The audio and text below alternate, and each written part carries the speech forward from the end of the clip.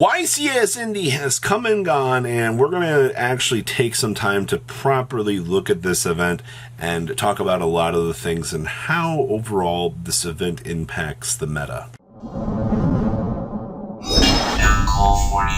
Make sure you guys smash the crap out of that subscribe button so you guys don't miss out on more Oz content. So YCS Indy has come and gone, and you know, I want to just give my thoughts on a lot of the things that I was hearing from the meta, seeing from the meta. And Rescue Ace is one of those decks that we were going into the event. I think a lot of people were like, yes, you know, this is the deck. And I mean, I was on record saying that Diabellstar with the deck actually made the deck insane. Right now, decks don't really have, you know, like this crazy way to handle this set 4 back row that, you know, kind of is the thing that makes Turbulence such a cancer card.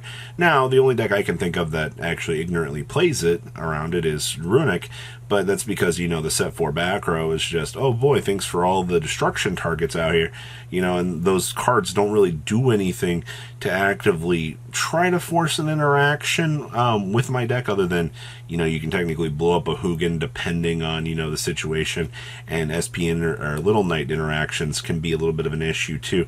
But looking at it from that standpoint, having, you know, something to kind of handle this crazy amount of back row would be, you know, kind of nice. I was talking to the Rika Sun Avalon player that we profiled, and one of the biggest things that they were saying was they wanted something off of Small World that they could technically search for that would give them a chance to kind of play the game, you know. We've had plenty of hand traps, something like Kurikara, for example, that you could just resolve a search for and then attempt to try to play the game, but that's not really what we're having right now. You know, there is no one card out that can kind of circumvent all the back row, except for, but not limited to, Heavy Storm, Harpy's Feather Duster, you know, these massive back row removal cards, you know, Cosmic Cyclone, if you can hit the random RNG too, but that's it. That's really, to have a meta deck that can suddenly, you know, have access to all this back row and take advantage of it changes a lot of the perception and the way that the game can play. Is it good that we have a back row deck in the competitive scene? Yes. Is it good that we don't have enough spell and trap removal? Not necessarily, but that, you know, entirely comes down to, you know, how the meta is being ran and so forth. So Rescue Ace doing so well, I'm not that surprised. The huge domination of it, I mean, it is the first event. People wanted to try out something new, and that's not all that surprising, honestly. Now, on the flip side of the equation over here, we had old faithful Tier Elements. Oh man, Tier Elements is the best deck going into the weekend, some people said. Trust me, Robbie, I'm going to win this thing with my Tier Mills. I am an insane duelist. And these are the same people that ended up going 1-1 drop at the course of the event because they didn't want to grind through it. I understand a lot of the hype for Tier. Tier definitely, I've compared it to Lightsworn. People like the high ceiling that the deck actually has. You know, the combo lines that Tier has access to make people's brains interact. They want to play this deck strictly because it feels so powerful. Now we have entered into a new level of power creep here, and I think a lot of people definitely agreed that SP Little Knight was helping bully this deck off of a lot of the stage. Well, I mean, SP Little Knight was just an insane card all weekend. Most of the craziness that I heard was, yeah, SP Little Knight has warped the game to the point of it's insane, but it's a story for later on here. So yes, Tier very, very hyped up for this event, but Age of Overlord definitely took hold of it and shook it up. Now back to SP Little Knight. Yes, new Modern Era staple. Yes, new $90 card. Do you need SP Little Knight to play the game right now? Probably. I think if you're trying to attempt to play competitive Yu-Gi-Oh!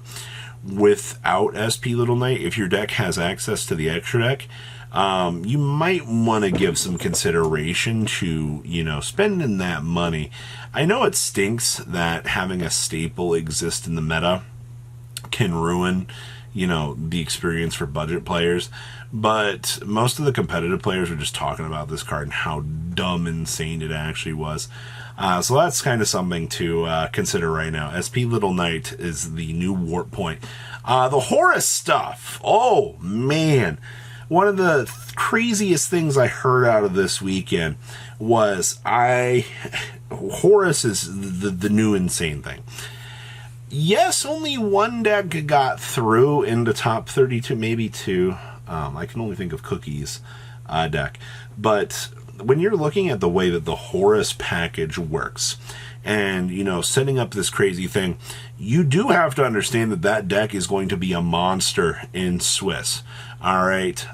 There's like multi platforms of things that you have to be aware of while playing. I would also be aware of like Odotic at like the 2 to 3 bracket in a tournament. Yeah. Consistently winning that dice roll is important, but if you're in that, round 1 to round 5 bracket, that local level as we're going to call it here, you could very easily play against a Horus player that could just 2-0 you into the ground with the absolute swiftness. All right, and that's something that you're going to have to be aware of kind of going forward here. While the Horus cards might not necessarily feel like they're crazy powerful or like crazy game-changing, I mean, honestly, they are game-changing cards, but for the massive consistent level, I don't think that part really paid off over the weekend or really had the chance to show. But the sarcophagus, also, I mean, to be fair, every tier player in the room was really just like, oh boy, I can play this. Well, not everyone. Sorry, I didn't mean to lump you all together. All right, I think everybody's a fish. No. At this point in time, I think that a lot of people were like, oh, let's go ahead and try the sarcophagus stuff with tier. It's not good. All right, and I've been on record saying this, all right, but people still want to be like, no, Robbie, you're wrong. It raises the ceiling. If you're going 4-0 at a localized event with that, that's fine. That's your local bustering. You're doing your job with the deck, all right? You're having fun. You're challenging the norms, and you're succeeding on that local level. But once you kind of start to turn your head to the more competitive aspects like regionals, you might be able to do well at a regional, but there's no way at a YCS level that tier with a sarcophagus package is going to succeed, all right? And I want somebody to try to challenge me and actually be successful with it. I want to have the chance to see that, all right? That'd be cool, but most of the consistent results from players are, it's not good. So just tossing that out there. A lot of people are like, well, Robbie, you've been basing a lot of your opinions lately on a lot of the things you read. Yeah, but there's a lot of decent theorio as well to a lot of this discussion. I mean, once again, you've got to ask yourself, if I'm going into an event here, can I beat Rescue Ace? Yes or no? Like, if your deck cannot beat Rescue Ace, then you're probably going to lose all of those matchups to that deck, and that's just going to leave a terrible taste in your mouth all weekend, because, if you can't beat the best deck in the room and you're attempting to play against a rogue all weekend, that's not really a good solid game plan, all right? You're just going to be putting yourself at a terrible disadvantage, and it's not really, what are we doing here? Why are you going to this event? Obviously Runic has a much better matchup against certain things, and it sucks against other decks. You can say that about everything right now in the meta. But the checklist is, can I beat the best deck in the room, or do I have at least a viable shot against it? And, the main thing is, can I stop the turbulence from actually resolving? All right, YCSND has taught us right now that there are decks that can compete with it. I mean, purely if they start setting up that stupid cat and there's no, interruption or anything. Trust me, every time I play against that deck, they always have the draw 4 combo. I don't get it, man. I feel like I have the worst luck in the world when I play against the Cat in the Hat deck, purely. But it's just like, man, oh man, they always have the good cards. So wrap up thoughts for YCSND.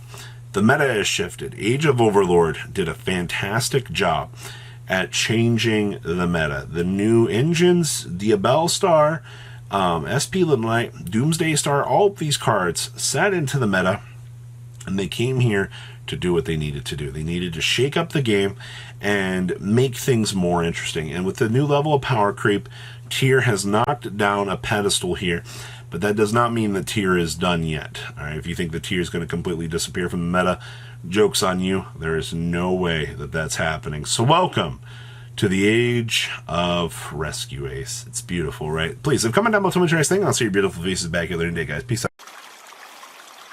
Patrons, thank you.